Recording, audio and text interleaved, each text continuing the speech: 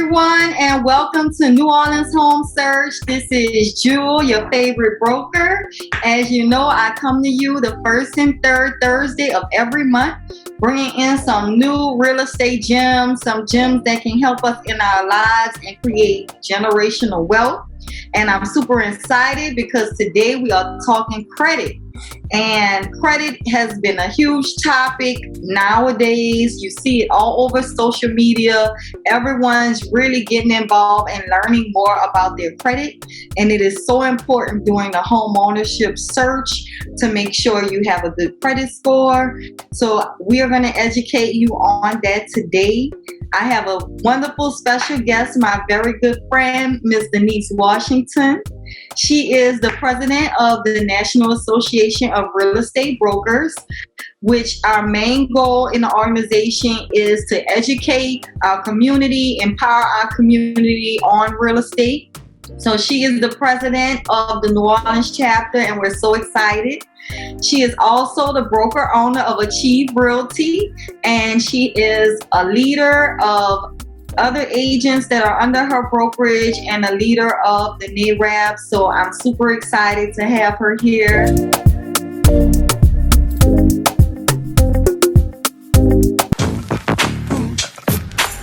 Be it for business or pleasure, you can configure UrbanSmartNetwork.com to give you the most reliable social engagement. Think of UrbanSmartNetwork.com as the ultimate social networking headquarters that help you save precious time. Users have the option of creating a business or personal page that allows them to start an e-commerce business without any programming knowledge or marketing experience. Join UrbanSmartNetwork.com now, one of the fastest growing social media platforms.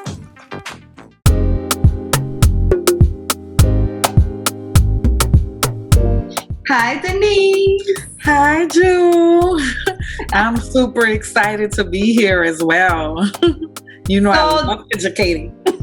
I know Denise loves educating, and she does such a good job at her first-time homeowners classes. And I heard her present at a first-time homeowners class, credit.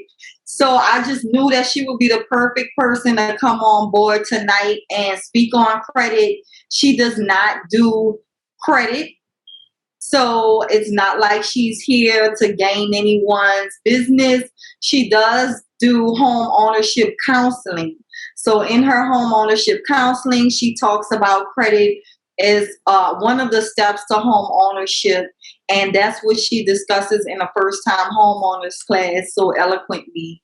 So I'm happy to have her here on the podcast, just shedding some light. We really don't have an agenda. It's free flow, and I really feel like information gets out better that way. So I'm just going to give you the ball, Denise, and let you run.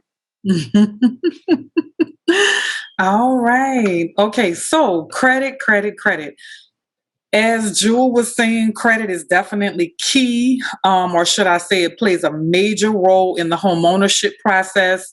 Home ownership is definitely key in building wealth. And like Joel said, one of our purposes, and I can speak personally, one of my God-given purposes in this earth is to help people build generational wealth. And home ownership is definitely key to that. Without credit, there is no home ownership unless you just have a bunch of cash sitting around somewhere, like hundreds of thousands, especially in this market today. Most people do have to get a mortgage loan in order to purchase a home. And in order to get a mortgage loan, we're going to need to see that, you have a history of paying your bills on time, which is actually the largest percentage of your credit score. Paying your bills on time actually accounts for 30% of your credit score. So that's a big role. Just simply paying your bills on time has a major impact, while not paying them on time has even more of a major impact. So when I say paying on time in the credit world, on time means that you have not allowed that payment to go past up to 30 days past due. Okay, so a creditor cannot report you to the credit bureau as late until you are 30 days late. So we cannot let that happen. I've seen people's credit scores drop over 100 points overnight behind one 30-day late.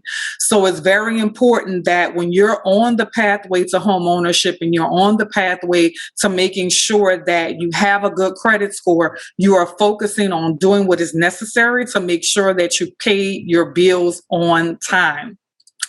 The next portion of your credit score is going to come from your utilization. And this mostly pertains to like your revolving credit. An example of revolving credit is credit cards.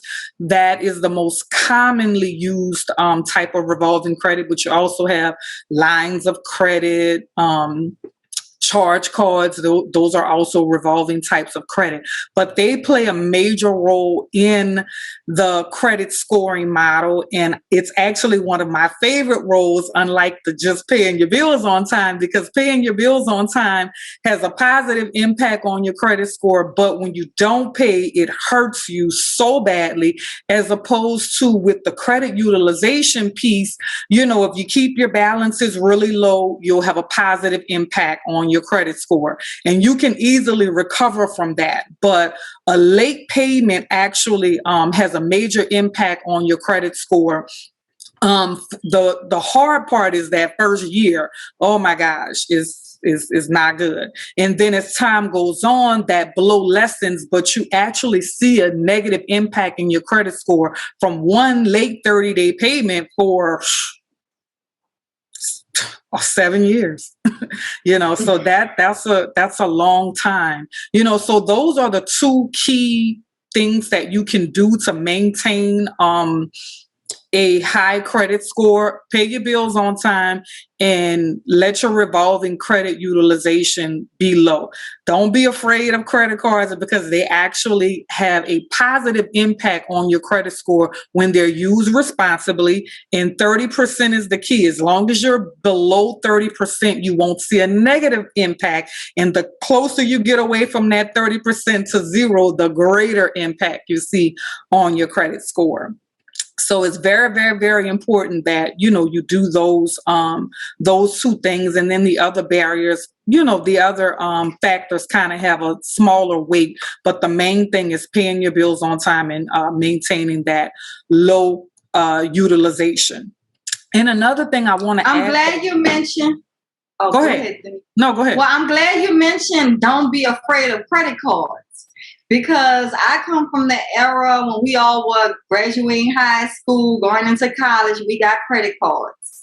And a lot of people got into debt that way. And now they're like, oh, no credit cards. They don't realize that credit cards are used as tools, and we can make them work for us instead of against us. We just have to educate ourselves on how to use them. It's all about knowledge. Knowledge is power, and it's all about using them responsibly.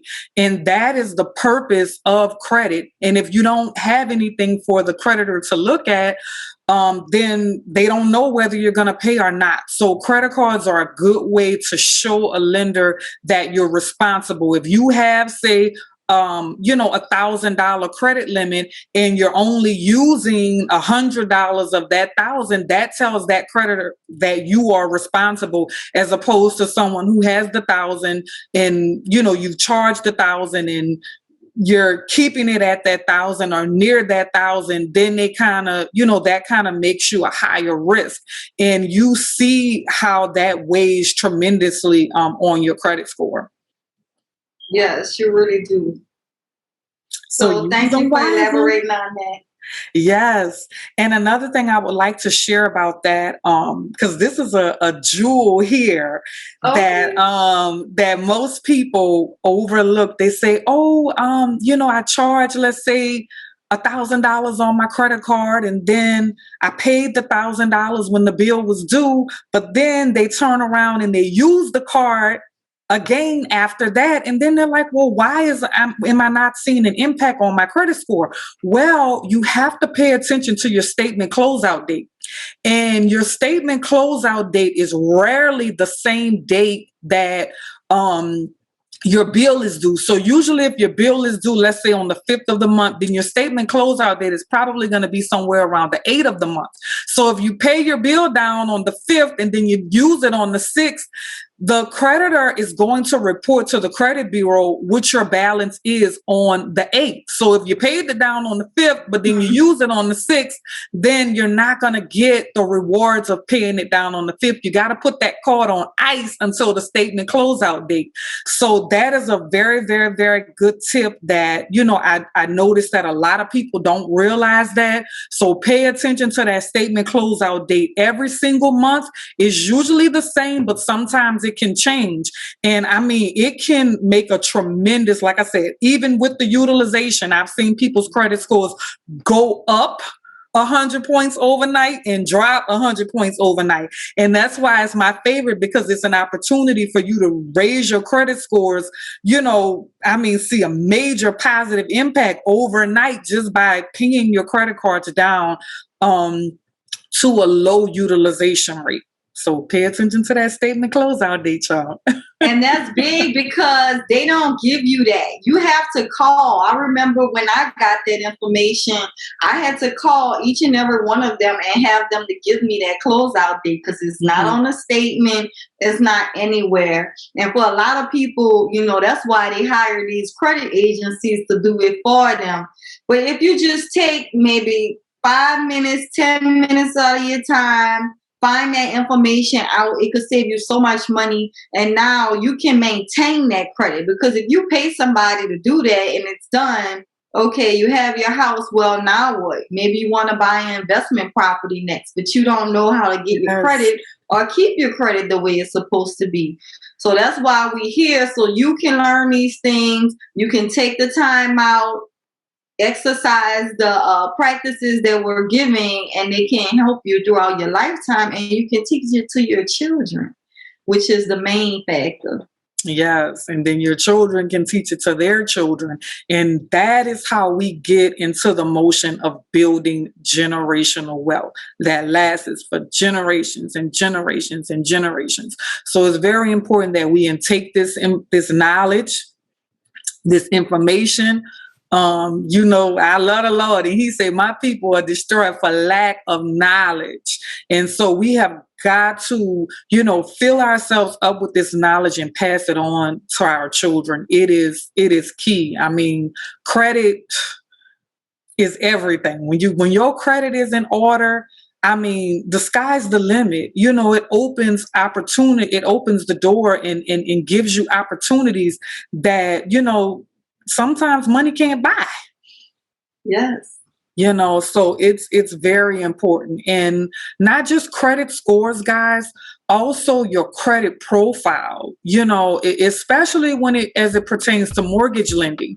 Yes, you do need the credit score to get in the door, but there are alternative types of financing out there, where it's not so much credit score driven. So you want to make sure that your overall credit profile is looking good. Hey y'all, my name is Indigo. The first night I took the stage at Poetry Night, I noticed a heart-stopping smile from a sexy brown-eyed brother. I am determined to snag this man with my alluring lush of moisture I reference as my peach butter. And now I question everybody's motives. Perhaps the real question is, what is mine? Pick up your copy of Peach Butter by author Sheralita Dorian from Amazon today. Available in paperback or ebook.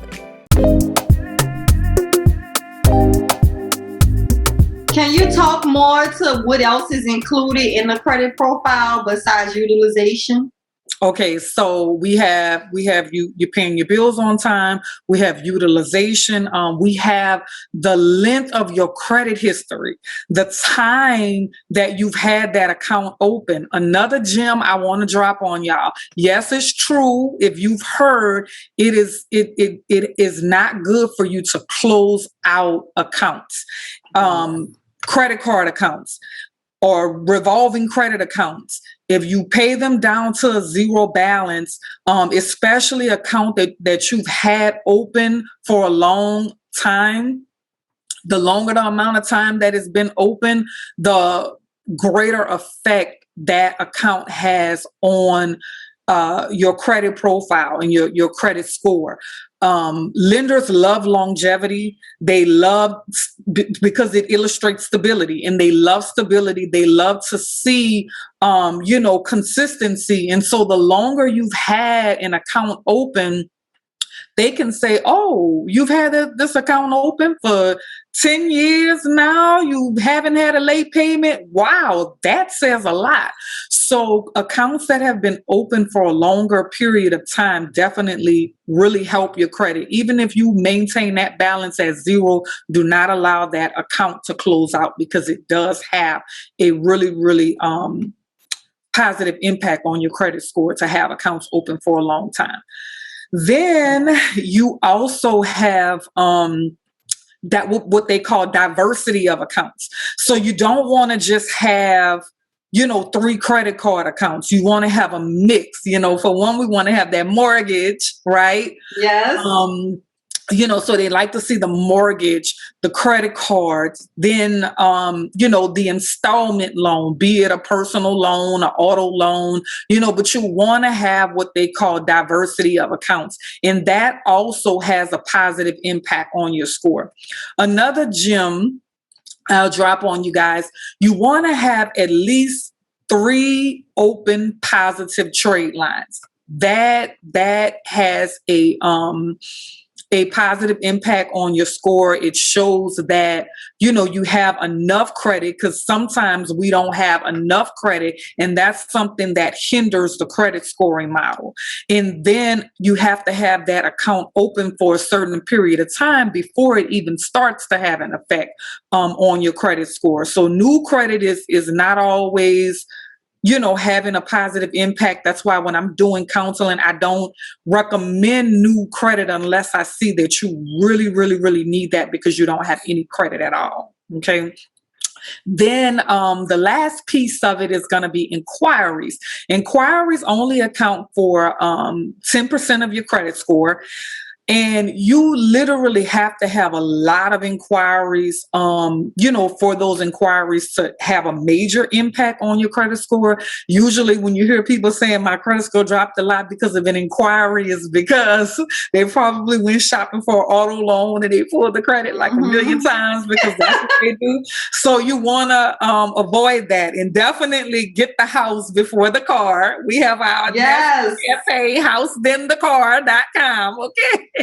So definitely the house, then the car. The house will get you the car for a cheaper price, because for one, you're going to have a better credit profile.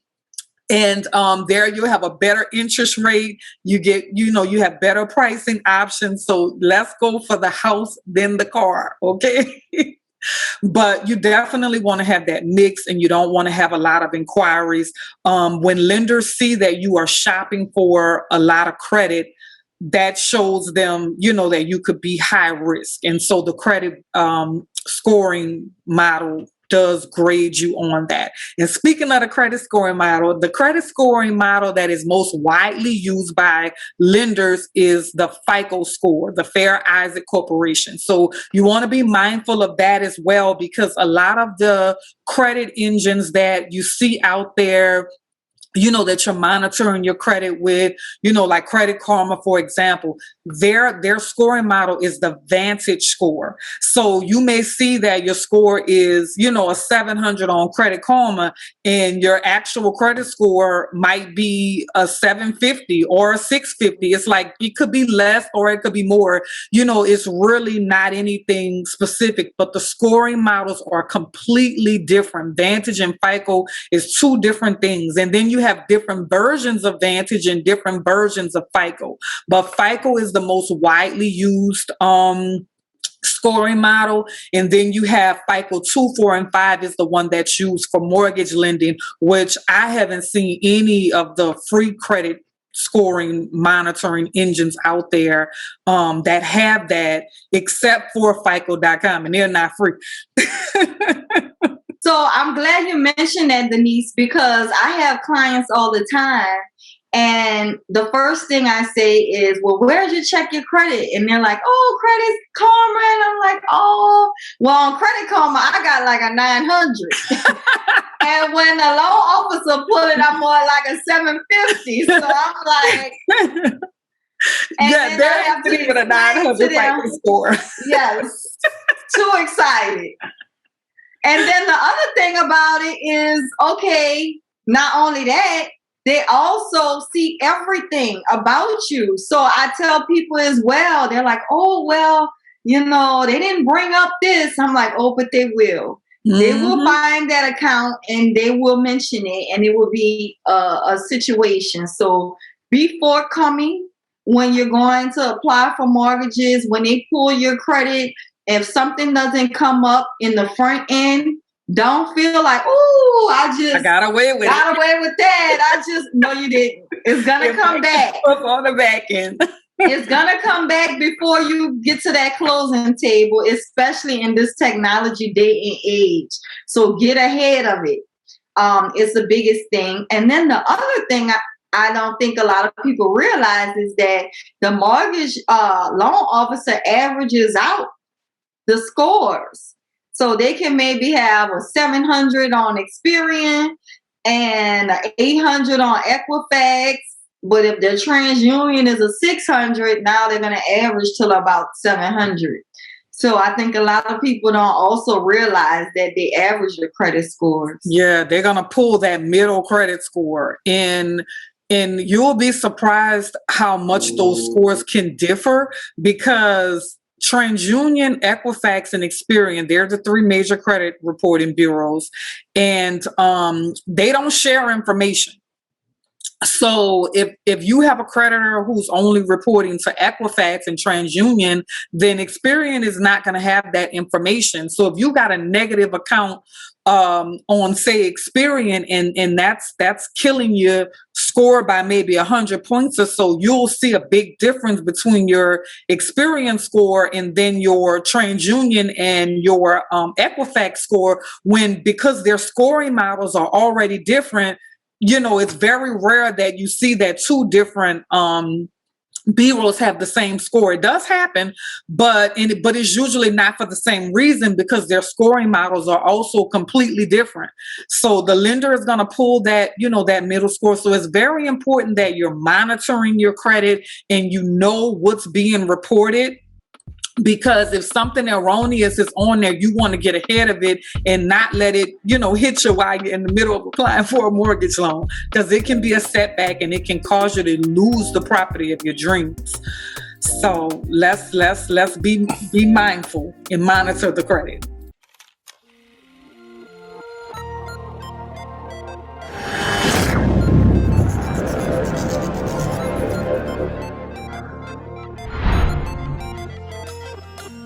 Urban Smart Studios is a full-service multimedia production company specializing in fast turnaround and excellent attention to detail. With over 25 years' experience as audiovisual experts, our digital designers possess extensive hands-on experience. Why trust your brand with anyone else? Our digital designers are superstars with live streaming solutions, brand development, digital media solutions, videography and photography, marketing campaigns, audiovisual solutions, post-production, and more. Let us help transform your vision into a campaign that will turn heads and, more importantly, make sales. We believe in premium results. Schedule your next project with us today. It's absolutely free. Only on urbansmartstudios.com.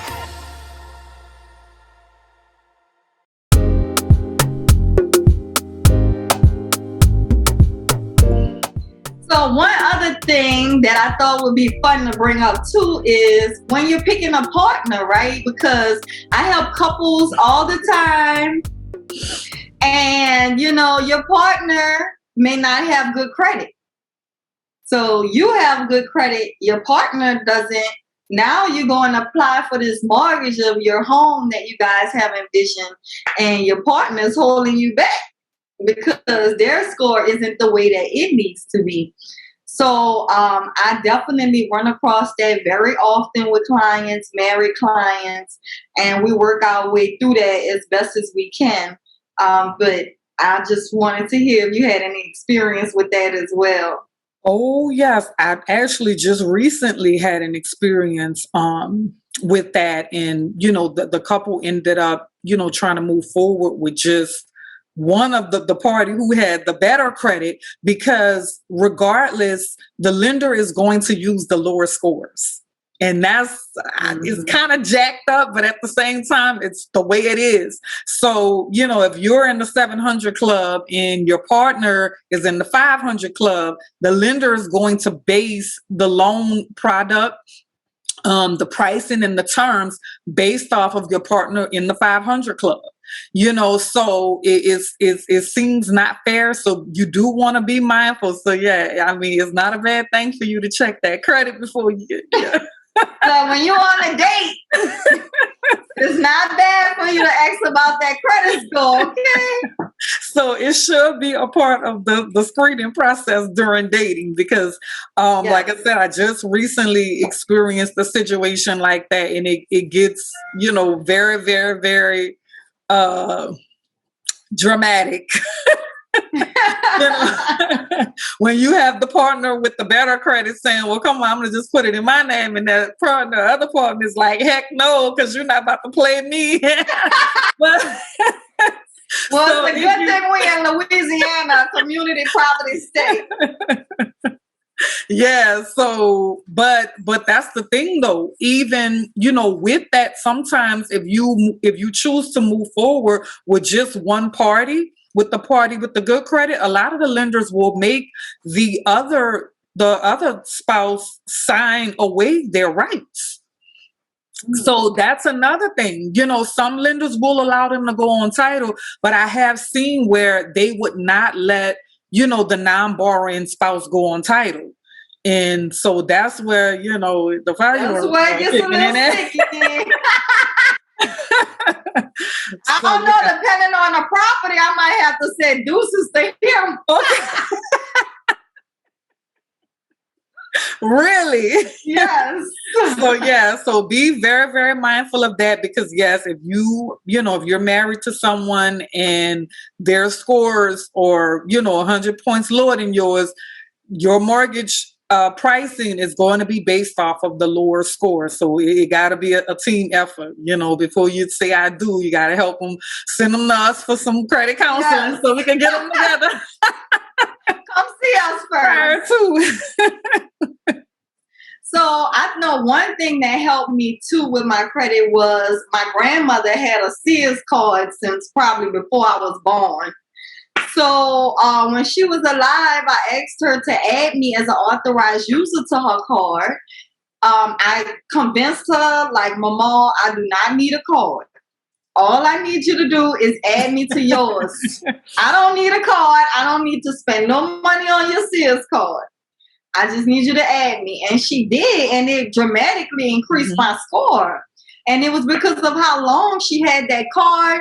Her payments were like $5 a month. I think the last time she charged was like an Easter dress for one of my cousins. Gosh. So that's a real live example of longevity, low credit utilization. It had a major impact on your credit score because that was a powerful, what we call a trade line. Yes. A powerful, open and active trade line.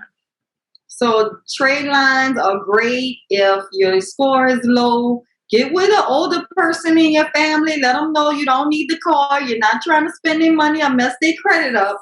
You just want to get a shot. And another thing that you can do if you're trying to build up your credit score, secure credit cards and secure loans are another really, really, really great option, especially if you don't have someone that's willing to, allow you to get on their account. You can go to, your bank. There's lots of banks out there that will give you a secure credit card. And when I say secure, I'm saying, hey, I'm going to Capital One Bank. Hey, Capital One, here's $300. Put this in a savings account and give me a credit card with $300 on it. Or a loan, write me a check for $300. They hold your $300 while you have the $300 to spend on your credit card or you get the check, and then you make those monthly payments back and you keep your utilization on the credit card low, and after usually 6 months, you'll see where they'll probably offer you an unsecured credit card, and you'll be able to release the 300 or whatever the amount was that you used. But basically it's like borrowing. It is borrowing against your own money. Hold my 300, give me your 300. And that's a means to prove yourself. And that opens the door. And that has helped a lot of people, build their credit up. Because some people are not fortunate to have someone, to do that. But be encouraged, because where there's a will, there's a way. There's always an option. And, I really want to encourage everyone, who may be listening in right now. There's no obstacle that, that can't be overcame. There's no such thing as I can't have good credit. There is a way that you can build your credit no matter what the circumstances are. Yeah, and you have to start somewhere. And it's because I was too cheap to buy. And I went on Equifax website, I went on TransUnion's website, and I went on Experian's website. And the first thing I did was I took off everything that didn't make sense. So old addresses, old accounts that just I didn't know why it was listed on my credit report. Maybe I had paid it off, or it was an old account. And I just went ahead and disputed and got those things in order first. And then I went to each creditor one by one. A lot of them were silly doctor bills. So I would just called, asked to speak to a manager. I said, look, I got $50. I'm trying to pay this debt. Hey, and right now during the pandemic, they should be happy to get those calls, with people wanting to pay their debt, especially. So it's a great time to go ahead, review your credit report, take off everything that doesn't belong there, get on the phone. It's an uncomfortable call. Okay. Schedule some time out, get a Zen going on, and make the call. The worst they could say is no, they don't want your $50. Right. And the important thing too, while you're calling and, saying, hey, I got $50, especially when you're dealing with collection accounts, you want to make sure that you say, hey, look, I got $50. If I pay you this $50, I need you to delete this account from my credit report. Because that's another thing a lot of people don't realize. Collections are collections. So they're negative whether they're paid or not. So even if you pay it, you're still going to have a negative impact on your credit score. So you want them to delete that account from your credit report. And an alternative, if they won't delete it, is for them to report. There's coding that a creditor has to use when they report to the credit bureau. And there's coding for what we call pays or paid as agreed. And if they use that coding instead of just marking that collection paid, then you'll see a positive impact. So it's always, not about, what you do, but how you do it, because credit is very, very tricky. So watch out, with those collections, get them to take that 50, but look, I need you to delete it and get them to give you that agreement in writing before you pay. Because once you pay, you've lost all your negotiating leverage. All right. And, when you're removing things that, that are not accurate and that are not relevant, make sure that you don't delete any positive accounts. Because remember, longevity is good. So we got longevity and we paid that thing on time. We're not going to let it stay forever. Yes, forever,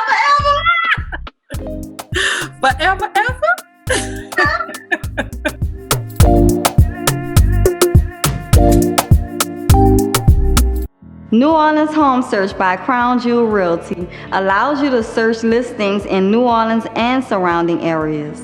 There's a filters icon in the upper right-hand corner. It allows you to customize your search to fit all your real estate needs. You can search listings, favorite listings, schedule showings, even run numbers in the mortgage calculator, and locate local schools with high ratings. Most of all, it allows you to connect directly with Crown Jewel Realty agents. Download New Orleans Home Search today.